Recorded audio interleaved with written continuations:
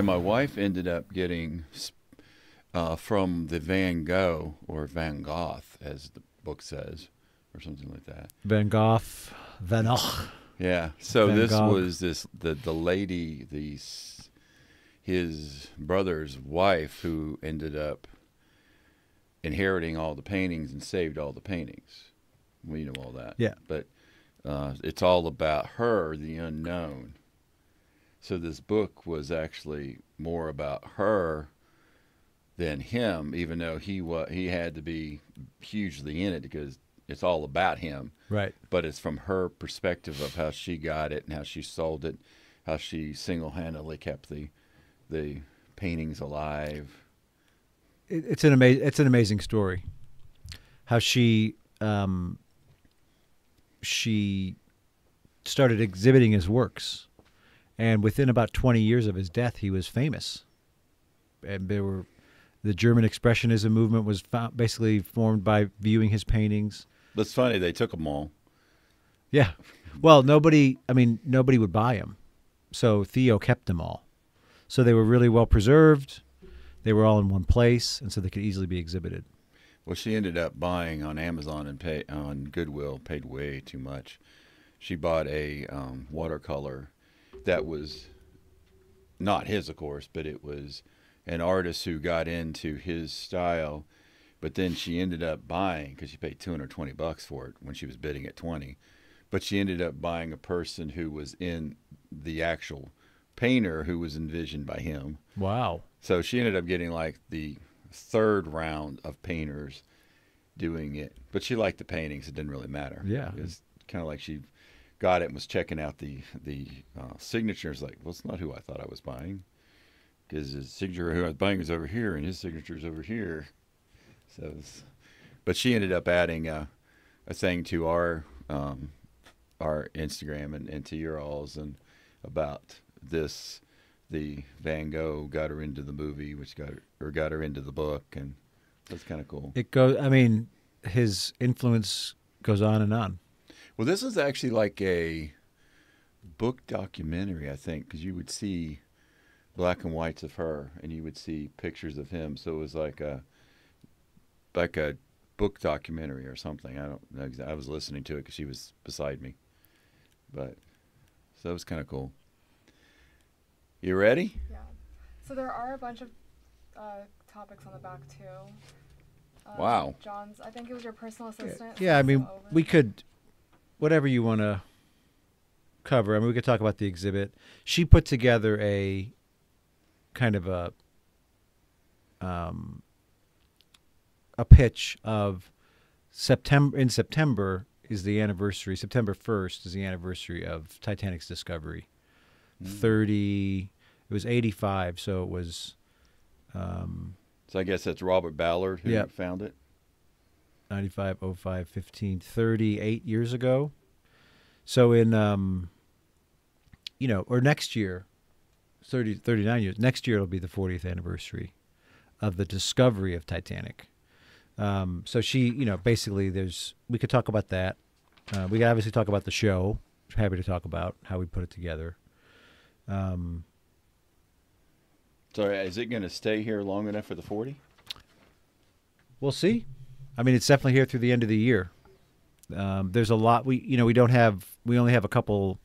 We only have enough artifacts to do a few exhibits, so it will move more consistently than some of our other shows. But it's definitely here through the end of the year, so that's and people are saying not only it's the best Titanic exhibit they've ever seen, but it's the best exhibit they've ever seen, which is a big. Yeah, the only thing you're missing from cap. the one in Pigeon Forge is where you stick your hand in the water that would have been the same temperature as the people jumping into the water. That's the only thing I remember now that you didn't have. That's in the works. Is it really? Mm-hmm. For us? For our show in general. So yeah, and if you want, I'll bring you a ice bucket over. I just thought that was the here. one thing because all the wife and kids went to the one in Pigeon Forge, and that was the only thing they were like, "Where's the water? But everything else they were blown away because you didn't have a lot of those aspects when you put the goggles on, as you did have up there. Yeah, it's. I mean, it makes the virtual reality is incredible. Yeah, because it just blew the ship away for the one up there. Yeah. So it's pretty cool. We can talk about all that. Yeah, you guys can honestly keep on talking, and we don't even have to start the podcast like we usually do. Okay. Yeah, because I feel like you got a good flow going on. So we were talking that the Titanic was actually found September 1st, 39 years ago. Yep. 1985. So that's pretty amazing. So who was the person that actually found it?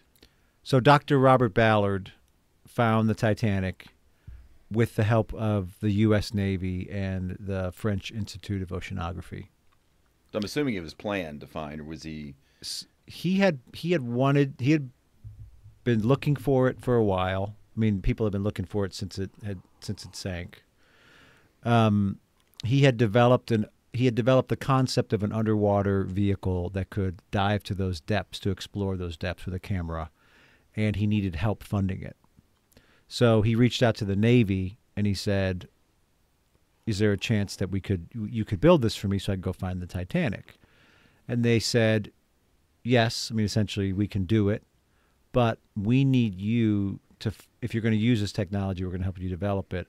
We need you to find 2 lost U.S. nuclear submarines, the Thresher and the Scorpion, that were lost in the '60s in the Atlantic, in that same general area." Interesting. They said it's got to be a top secret mission. So they came up with the idea that for the whole mission, the whole 30 days or so that they had to do this mission, or 60 days, that Ballard was looking for Titanic. So the whole time that he was out in the North Atlantic with the Navy, if anybody asked or there was some publicity around it, what are these ships doing out here? They said, "Oh, he's looking for Titanic." So he actually found the Thresher and the Scorpion, these 2 lost nuclear submarines, and then he had about 10 days left of the funding to then go look for the Titanic, which he found 8 days later on September 1st, early in the morning. They discovered the wreck site of the RMS Titanic. Wow. That's pretty amazing. It's a great story, and it goes along with all of the other great stories that are part of the Titanic's lore and the Titanic's history. It's when you think about Titanic, as we were saying, over 2,200 people were on board that ship. So many lives were lost. So many lives were affected. So many factors went into the building of the ship, into its course that it was on, the formation of the iceberg, why the ship and the iceberg were in the ocean at the same point. It's just such a rich cultural treasure now that comes out of this tragedy that we continue to reflect on and always find new information about. So you intrigue me now. The 2 submarines that he found, has there ever been any documentaries or anything on those? I'd have to look into that part. Because that's very interesting too. Yeah, I mean, why were they there? How did they sink? Yeah. How did they recover them? There's some great. There are all kinds of great intelligence stories around these secret ocean missions. There was one that Howard Hughes was a part of, recovering a sunken Soviet submarine. Then there's obviously this one with Ballard. I mean, there's so many. The ocean is vast, and we know very little about it. And all these top secret vessels that are traveling around down there, we don't know. We don't know where they are half the time, or any of the time. So, but the ocean is a incredible subject in and of itself. And then when you put the natural force of the ocean with human technology, all bets are off. So you have the perfect 40th anniversary, the 2 found submarines and the Titanic. Bring them out. Bring them back out and put them all on display together. That would be unbelievable. That would be a really cool exhibit. Very, very cool. What did Ballard do after this, though? I mean, is he just reaping his rewards of having the fame? But, no one's ever heard of him, I don't think. Well, no. People know Dr. Robert Ballard really, really well. I mean, he's always been an outspoken voice for the conservation and respect of the wreck site. He was instrumental in getting the U.S. Titanic act passed. I mean, I don't know exactly the whole, in 1986, that urged respect and caution when researching the wreck site. Reagan signed that into law. And he has been an outspoken voice for years. He's a National Geographic explorer. He's continued to do dives. He continues to speak about it, about the wreck, about the discovery of the wreck. So he's a very well-known figure in the community. So we need to get him here next year for the 40th. That would be the goal. Yep, we reached out to him, so we'll see what he says. And I'm sure that, I guess everywhere wouldn't be reaching out to him, though. I mean, I guess everywhere could be, but with justification of the exhibit or something like that goes well. Well, who knows? Maybe he'll go back for another visit to the ship, or at least to the, on the surface of the ocean there over the site of the wreck. I mean, oh yeah, every year on the anniversary of the wreck, for example, the International Ice Patrol that was founded because of the Titanic's interaction with that iceberg lays a wreath over the wreck site. Oh. And that was so important because before that there wasn't this kind of regulation at sea. When you think about the Titanic story we're talking about with Titanic and Immersive Voyage, part of the story is that they didn't have enough lifeboats on board the ship. And what I remember reading in the exhibit is they originally planned to have double the life, and then the rules 4 times. 4 times, yeah. And then the rules said this number. Exactly. So when they set sail with their 20 lifeboats, they were actually over capacity in terms of what the regulations of the time said they had to travel with. But those regulations weren't written for ships the size of Titanic. They were written for much smaller vessels. So you had to have a certain number of standard lifeboats, a certain number of collapsible lifeboats, and they met all those requirements. And the story goes that that Alexander Carlisle, the original designer of Titanic, had worked with Welland to design these davits or purchase these davits from Welland that could hold 4 lifeboats per davit.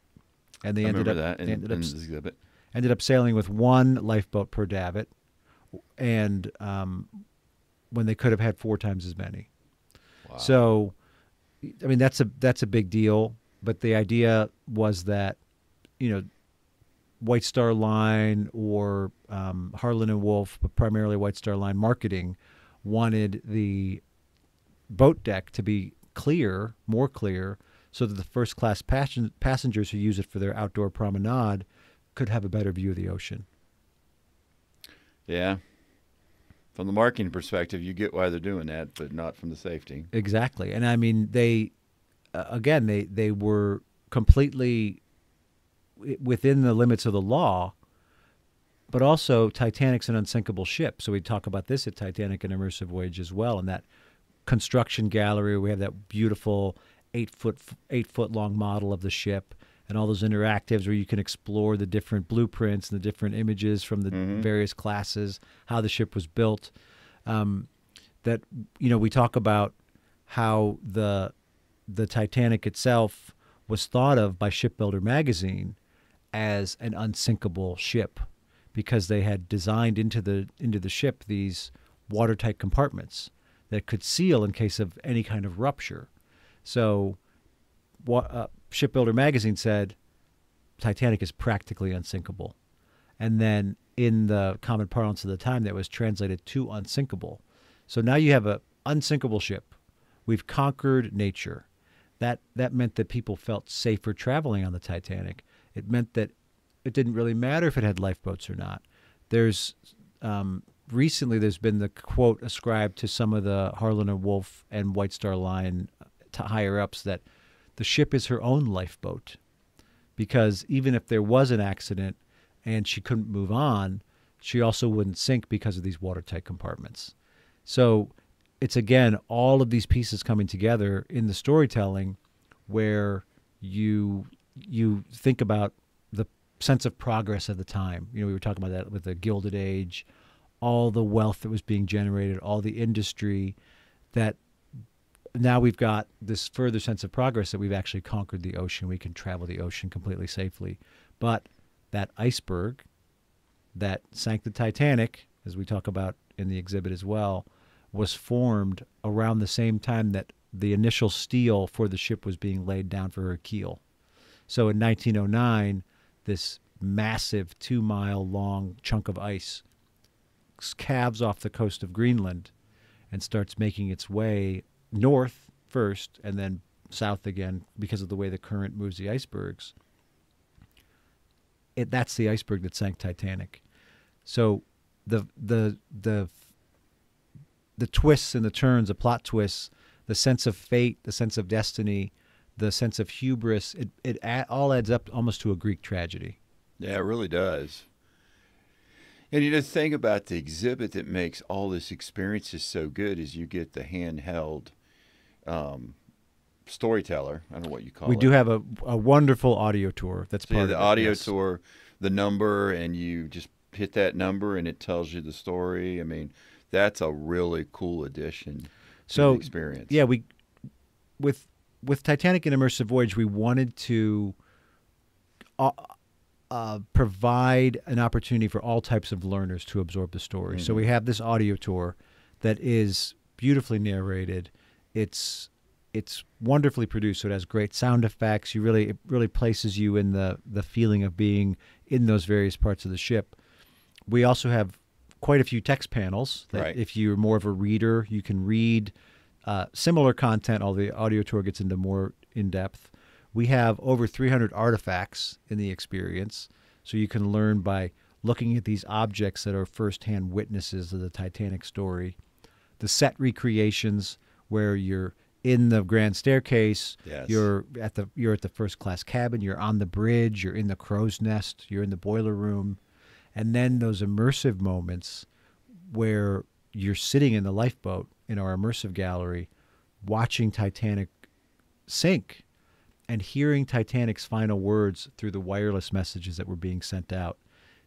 Really powerful and something that's never been done before in terms of Titanic storytelling. Yeah, because I was sitting outside of the lifeboat at first, and then as you had the next, even though it's continuous, but let's say the next showing as it starts up again, I moved to inside the lifeboat. It was very much a different experience. It is a really powerful experience to be in that lifeboat. Yeah. And, that's not even all of it, because we were talking about the virtual reality component of it, which is cutting edge in terms of virtual yes. reality that's being done. You have a headset where you're actually walking around. Yeah, it is so cool. That really was the phenomenal ending to such an unbelievable experience already. And you dive to the wreck. Mm-hmm. And then we created the wreck in this virtual reality 1-to-1 scale.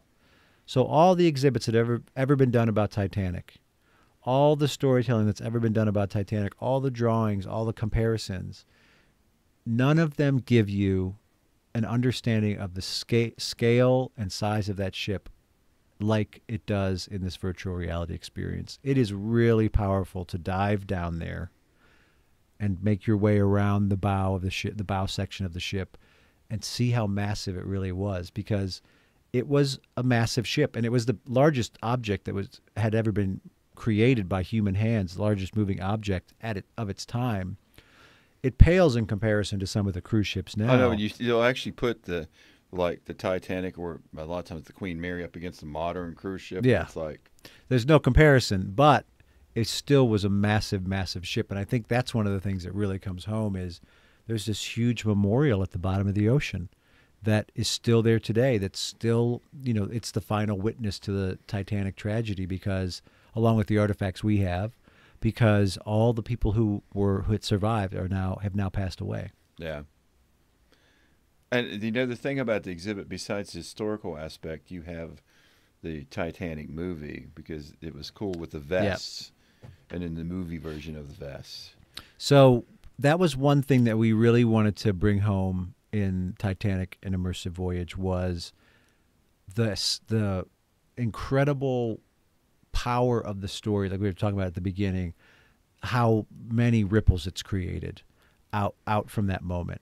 There's we have in there the little paperweight that's got the Titanic and the iceberg and the little blue paperweight water. We have pieces of coal from the ship Mm-hmm. that are from the Titanic Memorial Collection. We have hundreds of books that have been written about the subject. We have a photo opportunity where you can do your King of the World photo at the bow of the ship. And then we have objects from the movie that we have, for example, Leo DiCaprio's white shirt that he wore when he was in the film. We have a crewman's sweater. We have a copy of the Heart of the Ocean necklace, which is and we do that right up front. We say, this is what Titanic. This is how people, when they think about Titanic, they think about something in this room, the books, the storytelling that we have posted, all these movies, the love story of Jack and Rose. But then in that room also, we have 3 really poignant artifacts from our collection that all are related directly to the Titanic story. And we say, this is why we're here, is to learn about this Titanic story. But all of this around it has also emanated from that story. Why does Titanic mean so much to us? And why does Titanic mean so much to you? And that's what we're here to discover today. And then we go back in time to the construction and creation of the ship. And then we make our way along these immersive passageways, getting deeper and deeper into the story of the ship itself. Yeah, it truly is an unbelievable tour, unbelievable experience. I've been to the one in Pigeon Forge, and this one, just the immersive part, the storytelling, the modern to the original was unbelievable.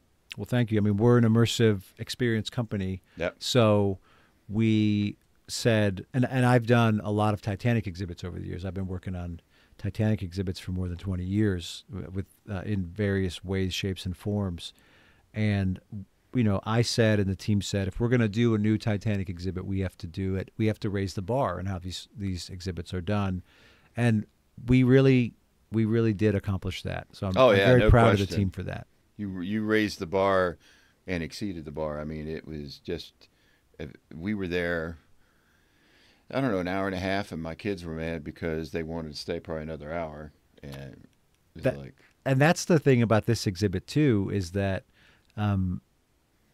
there's so much to learn, and there's so many different ways to learn it, and so many different experiences. You could stay a long time. You could come back several times. We've had a lot of guests who have been back numerous times, and it's just such a rich story that even with all that learning in there, that you really could be there for a long time.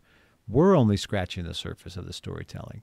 So that's how powerful this overall story is, which makes it such a great subject matter for an exhibition, an immersive experience like this. Yeah, because I think the other things that I remember distinctly is the 3 different type of cabin rooms, the first class, second class, third class dining rooms. And I'm sitting there, and one of the things I think I have correct is the third class dining on the Titanic was equivalent to first class on other ships. So it's close. Close. The second class, okay, the whole second class experience was essentially the equivalent of a first class experience on another ship. Okay, that's pretty close. The first class experience was meant to be, and actually in one of these letters that we have from a passenger, was equated to be as fine as being at the Ritz Hotel in Paris. So a land-based experience in the middle of the ocean. And that's really, they really went above and beyond in terms of all the lavish finishes for the common areas in first class. Interestingly, first class and second class cabins sometimes were interchangeable. So not you couldn't change down from first class from a second class, couldn't change up from a second class to a first class cabin, but there were certain first class cabins that they sold as second class cabins, or they intended to. So you had all those trappings of first class when you were actually in second class. So that would have been a nice, if the ship had made it off her maiden voyage, that would have been a great surprise for those passengers who booked a second class cabin and ended up in a first class cabin. It's kind of like getting the first class upgrade when you buy your upgrade economy, of its time back your then. economy ticket. So did the White Star Line survive after all this? So White Star Line did survive for many years, several years. You know, and then they were actually ended up being purchased by Cunard Lines, Okay. and Cunard is still around. Mm-hmm. I'll tell you one other thing though about the third class distinct, because third class really probably was one of the changes in third class that White Star Line made for these ships that they built, this Olympic class of ships, the Olympic, Britannic, and Titanic, was game changing in terms of the experience. So prior to that, third class passengers were called steerage passengers, and that was because they primarily traveled in and amongst the equipment of the ship, a lot of times being housed in with the steering gears running overhead. So it was a cargo area that had bunks in it where they sat, and my phone's ringing. I got to turn it off. Thought it might have been my hearing aids, and it didn't seem like it. A cargo area that basically had bunks in it where they did everything. They ate, they slept. That was their play area. There was the restroom facilities were essentially non-existent. They might have had a small place up on the back of the ship where they could get some fresh air, but they were essentially treated like cattle. And when they got to the U.S., because they were primarily immigrants who were traveling to America, so you didn't have as many people going back, they cleared that area out and would ship cattle back. Oh, wow. Or ship cargo back in that same area. So that was a steerage class, third class experience. On White Star Lines, on the new Olympic class of ships, in third class, passengers had their own cabins. They definitely had comfortable bunks. They had a private. I mean, they had their own social room, their own smoking room, and their own dining room. And they had 3 meals a day. They had their own promenade out on the upper decks. So they changed the game in terms of the immigration accommodations for immigrant travelers.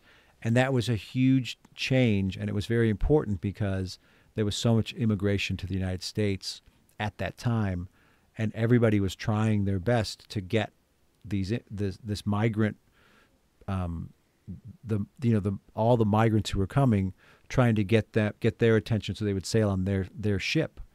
So the White Star Line really saw the future of travel, making the experience positive for everybody. And that was really one of the biggest accomplishments of this class of ships. And it's such a tragedy, though, that so many of those third-class passengers did lose their lives, especially when they were so thrilled to be on board Titanic on that maiden voyage.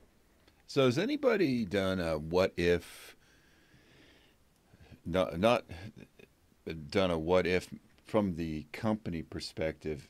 What if they never would have hit an iceberg? They made it to America. I mean, we know we would save all the lives. But has anybody done what would have Titanic, what would the White Star Line become knowing this? I'm sure it's been done. I haven't looked into it. I do have, as part of the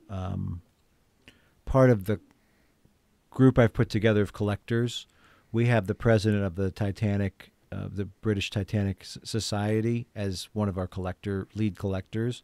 So I'm going to ask him about that. Yeah, you just kind of wonder, because as you're sitting there talking about how they recreated, or they created first class from, like the Ritz, and third class now is such an upgrade. It's a real travel.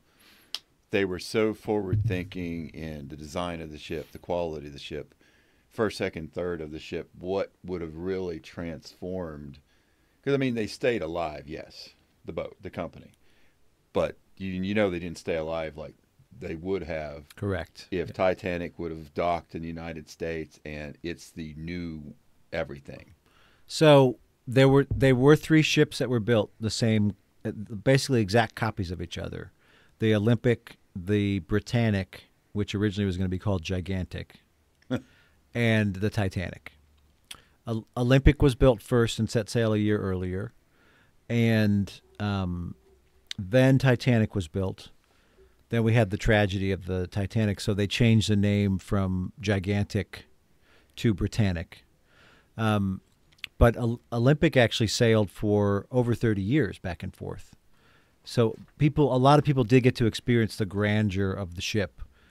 When it comes to what would have happened to White Star Line had Titanic not sunk, it's a really interesting question because they had been they'd been a smaller player in the game, but they had been purchased a few years earlier by J.P. Morgan.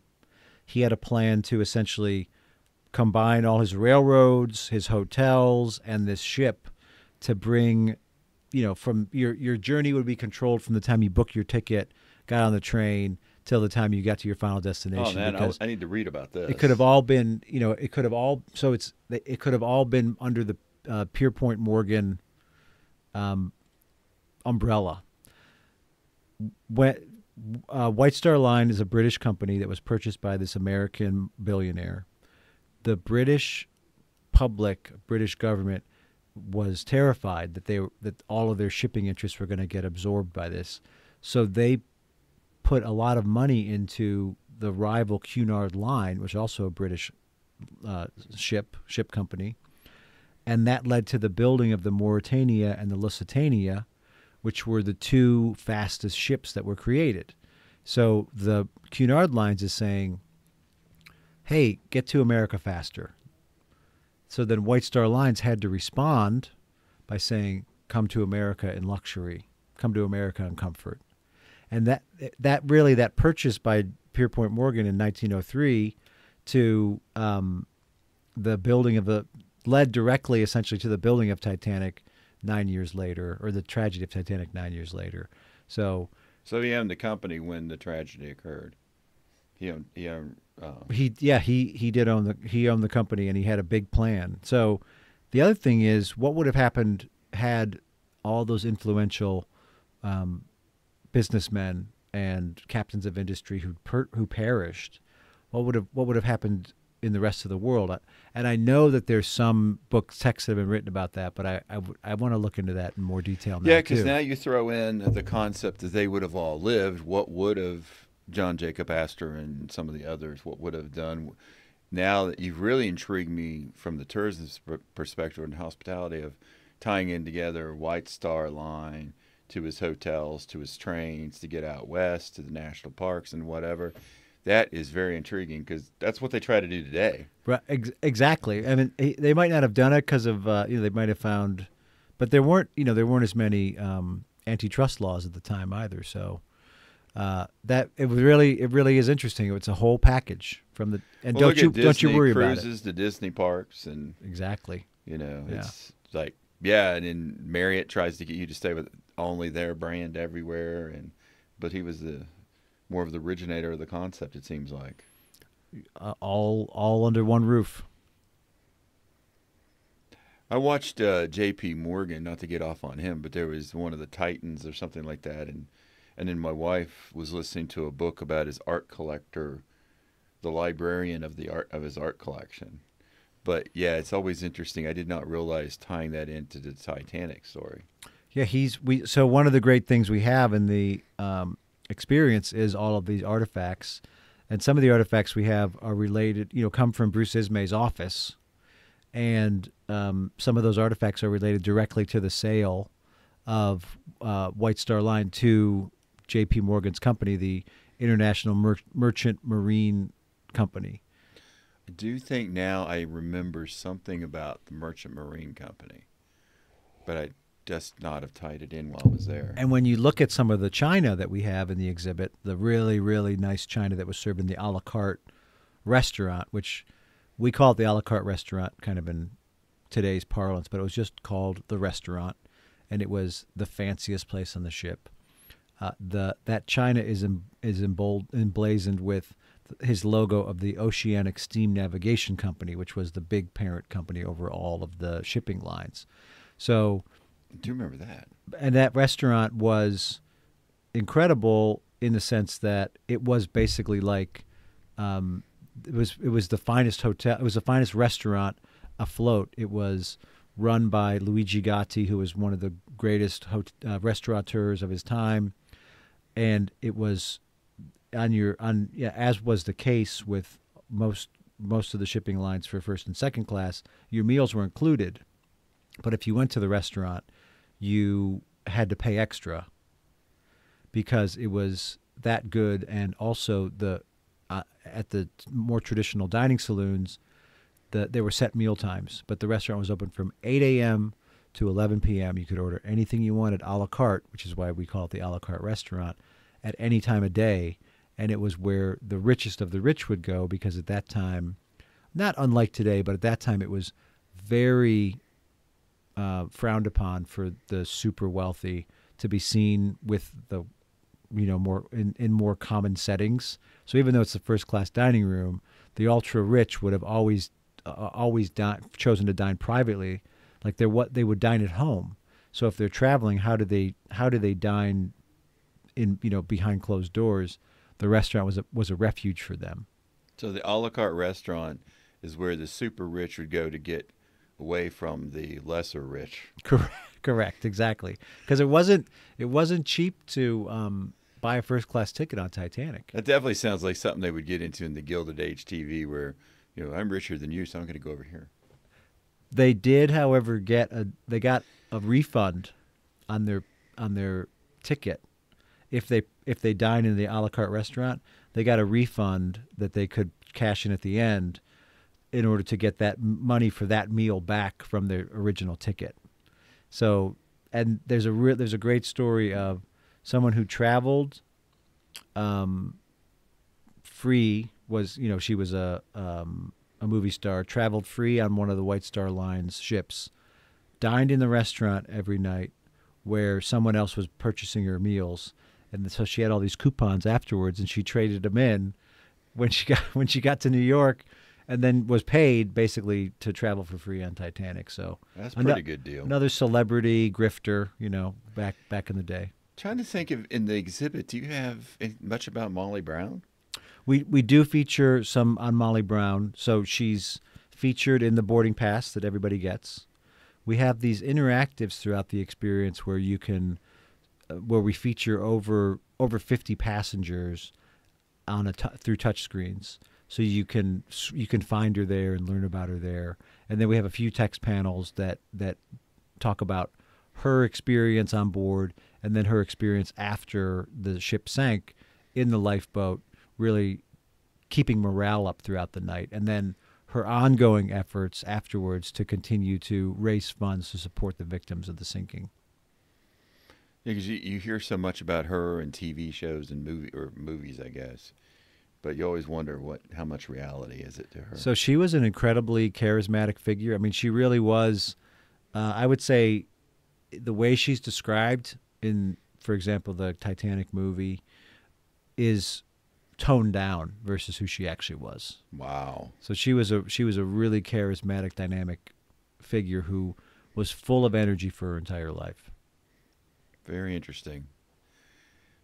Well, if people want to go see the exhibit, what do they do? How do they find it? So Titanic and Immersive Voyage is at the Exhibition Hub Atlanta Art Center, 5660 Buford Highway in Doraville.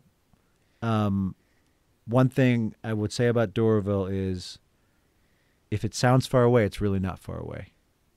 True. It's literally I was at the WSB studios doing a podcast with them. I drove back up to work. It's 15 minutes. Yeah, because you're right off of the interstate. We're right at 285 and Buford Highway. But the best way to get tickets is expo-titanic.com, and that will take you right to the site where you can select Atlanta as your city. And we're open every day except for Tuesday. We'll be here till the end of the year. Very good. Do you have future plans you can talk about? So the next steps are in development. We do have we're getting a really nice following. The Art Center has Google rating of about 4.8, so we're very proud of that. Continuing to do family programming. We have a couple new exhibits and it's amazing because our area is growing so fast. We're seeing people coming from all over, as you're seeing coming to DeKalb generally, and that area in Northeast Metro Atlanta is really picking up momentum with the Assembly, with all the new restaurants, with the new developments going in. It's changing rapidly, and it's easy to get to, free parking, it's easily accessible, and then we have this rich cultural content inside the building. Oh, and yes. you can go experience all the rest of the culture of DeKalb County right outside the door. Yeah, being right on Beaufort Highway, you have all the international cultures of DeKalb as well. So yeah, perfect. It's a great way to make a day of it.